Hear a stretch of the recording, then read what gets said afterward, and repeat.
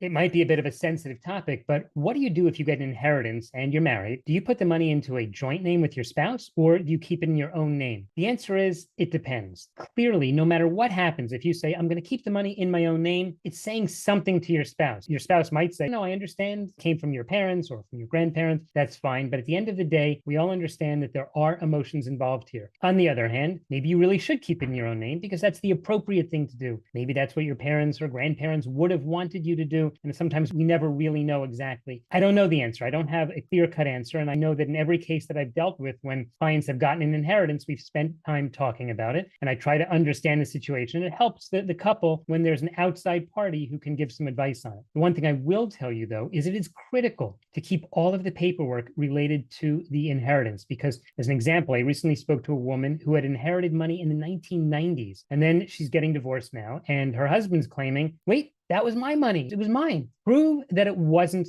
my money. And she said, well, I inherited the money from my side of the family, but she didn't have any paperwork. And now they went to court. The lawyers were involved. This is a nightmare, certainly for the woman. And who knows, maybe the husband really does think he has a legitimate claim on it. The bottom line is whatever you choose to do, make sure you keep very, very careful records. If you have any questions about that, as always, feel free to be in touch.